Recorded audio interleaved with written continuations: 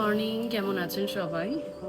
আজকে আমার মেয়ে হয়েছে 1 মাস অলরেডি কমপ্লিট হয়ে গেছে। আজকে বহুদিন পর একটু যাব পার্লারে। চোখ মুখের তো এই অবস্থা। তো সকাল সকাল ঘুম থেকে উঠে ওর জন্য ব্রেকফাস্ট করে রেডি হয়ে নিয়েছি। মেয়েকে যে দেখেন সেই দিদি রয়েছে, মা রয়েছে। তো খুব ভয়ে ভয়ে বেরোচ্ছি। কদিন ওরা থাকলেও আমি বাড়ির থেকে খুব একটা বেরোইনি। তো চলুন, রেডি হয়ে গেছি, আর লেট করবো না, কারণ ওর ঘুমের মধ্যে আমি আবার ফিরে আসবো। একদম 1 বছরেরও বেশি সময় পর আল্টিমেট চুলে কিছু একটা করতে পারছি।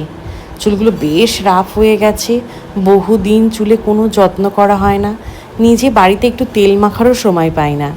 আগের বছর জুলাই মাসে গিয়েছিলাম ইউএসএ, ঠিক তখনই করিয়েছিলাম চুলের একটা ট্রিটমেন্ট। কিন্তু এবছর তো সেরকম কোনো উপায় নেই, কারণ কোনো কেমিক্যাল সেভাবে ইউজ করতে পারবো না। তাই একটু একটা স্পা করব আর একটা হেয়ার কাটিং করব। বড় চুলে শ্যাম্পু করলে বেশ ঠান্ডা লেগে যাওয়ার ভয় থাকছে। আর তার থেকেও বড় ব্যাপার, এখন যা ওয়েদার, চুলের যত্নই করতে পারছি না, ঠিকমতো শ্যাম্পুও করতে পারছি না। আমার কিন্তু পুরোপুরি সব কিছু কমপ্লিট। আমার এই হেয়ার কাটটা কেমন লাগছে আমাকে সবাই কিন্তু জানাতে ভুলবেন না। টাটা।